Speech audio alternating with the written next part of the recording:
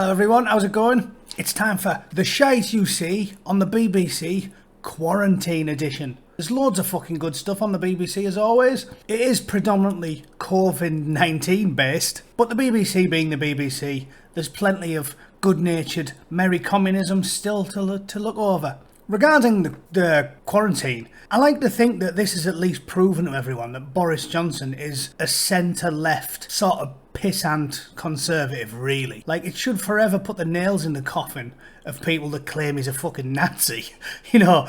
And don't get me wrong, I like Boris Johnson. I think he seems like a nice fella. And I've got a soft spot for him. He's charismatic and I think he's funny. But he's not right-wing even.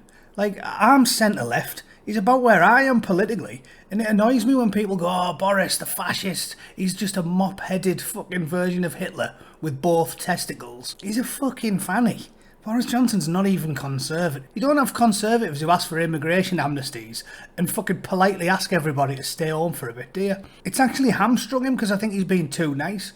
If I was in charge, I'd make Boris Johnson, I'd make Thatcher look like a fucking pussycat, let alone Boris Johnson. What needs to happen is he needs to get a fucking grip and be strict and not say, come on everyone, let's all pull together and look out for each other. He needs to go, listen you dumb motherfuckers, you are killing old people, the Marines are taking to the streets, and if you silly cunts won't stay out the pubs and the bars and stop going to the fucking seaside like you're on a gay family holiday, some pleasant bank holiday, I'll get one of them to cave your fucking head in. How's that sound? That's what he needs to do. Because like I said in my last video, it's not about us, I'll be alright, but it's about the old cunts. Nobody wants to kill all the poor old cunt in the old people's homes. Yeah, I'll be fine, but I shouldn't be going in there coughing my guts up on everyone.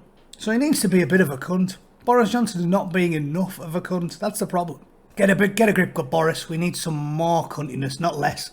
Don't be afraid. They'll call you a fascist no matter what you do. You could announce free puppies and kittens and fucking wank off two gimps in front of the national news media. They'll still call him homophobic, transphobic, racist, sexist, blah, blah, blah. Reel them all off like they always do. He could take George Michael full in his mouth on the BBC and they'd still call him a fucking sexist, racist, homophobe, transphobe, whatever else urbanist I can think of, because they just reel them off like a mantra, these fucking NPCs on the left. So he needs to get a grip, accept the fact that he's never going to win them over, and just go, fuck yous, this is what's happening. And I've way more respect for him. I mean, don't get me wrong, he's clearly doing a better job than that fucking crusty spunk rag Corbyn would do, but he still needs to be a bit more strict. Get a grip, Boris. Tell people what's what, and fucking lay down the law. That'll sort the coronavirus out. No more pleasant requests.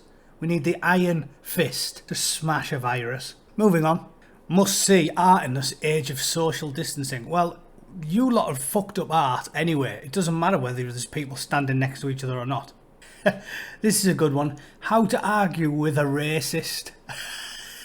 Like, the BBC needs to cover these things. How to argue with a racist, because there's fucking loads of them. They're everywhere. Stereotypes and myth about race abound, but this doesn't make them true.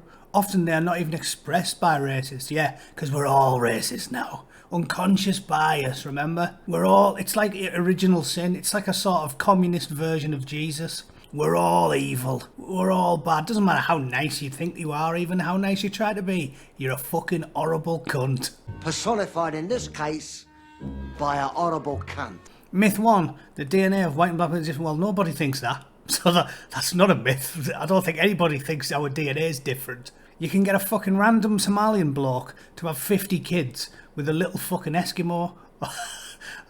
Nobody thinks we're not fucking related. Christ almighty. This is the point. It's the classic. Everyone talks about straw manning these days, so it annoys me. I'm sick of hearing it. Go on Quora or Facebook or Twitter. Straw man. Yeah, alright. Everyone's learned about fallacies. Wonderful. But it is one, isn't it? That is a classic one. Like, nobody says that, but let's pretend people say it, because it's much easier for us to fucking write a drivel story about. We all came from Africa. We know. Myth 2, there is such a thing as racial purity. Well, surely that's linked to the first one. If we all came from Africa and we're all fucking related, how can you have racial purity? Myth 3, Germany for the Germans, Turkey for the Turks. I like the way they started with the German one. They definitely wouldn't start it with, Japan for the Japanese, would they? Even though Japan currently is Japan for the Japanese and Germany looks like fucking Mogadishu. Ironically, Germany looks like Turkey. In some cities anyway. But this is again the same shit. In truth, countries like Germany, France, Turkey and Italy have had immigration throughout their history. The British Isles, for instance, have become home to migrants since 7,500 years ago. In England in 1940 was 99.99% racially homogenous. The BBC might think Braveheart looked like fucking Idris Elba, but he didn't. Genealogy can prove if someone is 100% white. Again, well, if the first one is true, so's the fucking fourth one. Websites like Stormfront that nobody goes on, that has about 6 users and nobody gives a fuck about. Black people are better at running than white people. We'll see, is that a myth? Is it? I think that's fucking true. Name me some fucking sprinters from the last 50 years in the Olympics who took a gold who weren't black. Why not just say they are and no one cares? The reason they're going to be saying this is because they want to say, but white people aren't any better than black people, it's women. And we all know that's true because I've watched Tarzan and he'll fucking kill 50 Zulus in one fight if they're in the river. He just drowns them left, right and fucking centre. Piece of piss. So, sorry BBC, I think that's not a myth. And I'm sure Usain Bolt will agree with me. Moving on. This Asian kid, where's he from? Asia. We discuss food banks at school gates like it's normal.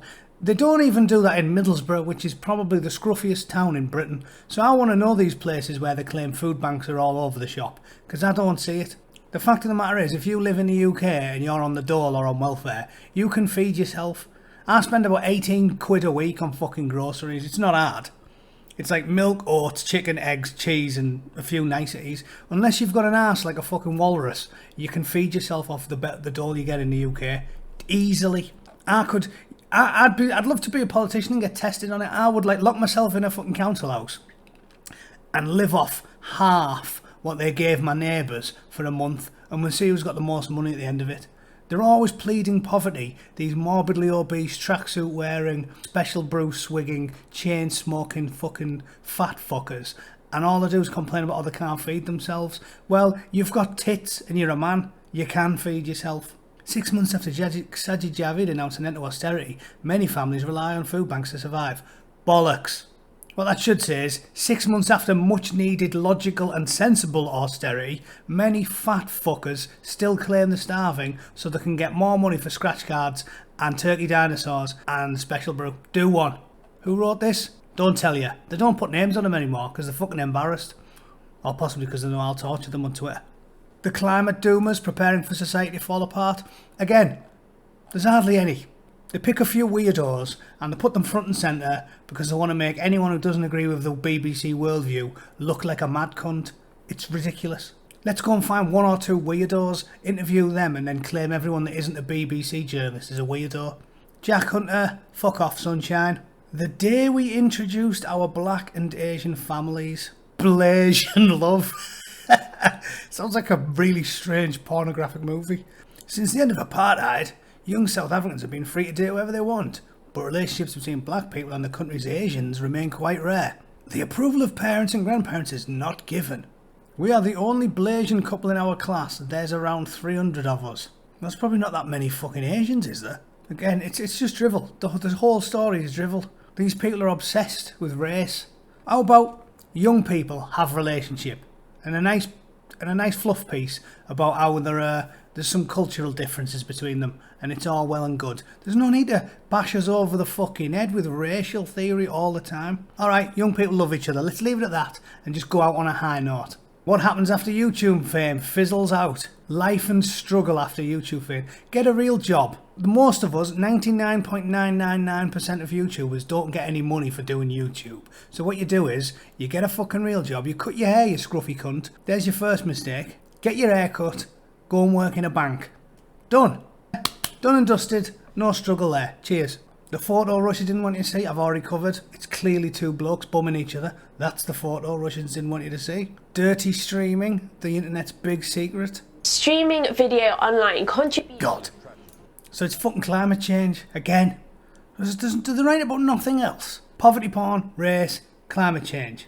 Race, climate change. Gays. It's all they want to talk about. It should be called, BBC should be an acronym for buggery, bumming and climate change. Because that's all they want to fucking talk about. Oh, that left out the race. I don't know. Emotions are agonising, like being electrocuted. If you're a histrionic weirdo, not for me. Got plenty of them, don't concern me at all. Anger, that's my favourite one. What else have we got? I was surprised, nobody said let's beat them up. Oh, fuck me. It never fucking ends, does it? LGBT activists using drag queens to unite. Okay, we get it. In some places in the world, they're cunts to gay people. But not fucking here. So shut up talking about it. Talk about real news. Fucking Jesus wept. Bro, look, everything. From she to he and back to she again. Fucking hell. That's a she. Fucking hell. Got more fucking hair on the top lip than fucking Fred West. Christ on a bike. I'm not, you know what, fuck it. Let's have a rest this week, shall we? LGBT and homeless. I was told to contact me, well, I'm sure because they were worried about you. And they thought your dad was was at least someone that could look after you and give you some moral support. It wasn't done out of hatred. Saskia was 15 when she perched on their bed and told her mum that she wanted a sex change. Fucking... Right, let's just leave it for a week. It's like you can't go through the fucking pages on here. Like, remember, this isn't me cultivating the news. I've just started at the top here. Stories that shape us. Asians, poverty, climate change, gays, black, climate change, gays, lesbians, trans. They don't have any other news. Oh, look at the black people I grew up with. They fucking... This drivel is what we're spending our money on. And again... I don't have any problem with the LGBT community, but I don't need to be bashed around the head with a giant fucking neon pink dildo every time I turn on the fucking news. Tell me what's going on. I'll tell you what. Let's finish with the real news story. Tens of thousands of retired medics asked to return to the NHS. Something positive. A lot of them have come back. I think I last checked 4,000 had took them up. 4,000 nurses and 300 doctors have return to the NHS. So let's end on a positive note for this week. We're all coming together. We will get a grip on this virus by hook or by crook. And lots of fine public sector workers have heeded the call, the patriotic call to come back to work for the good of the country. Seen a photo of this guy? Yeah, he's come back to work, hard-working doctor. He's going to do his best for the community.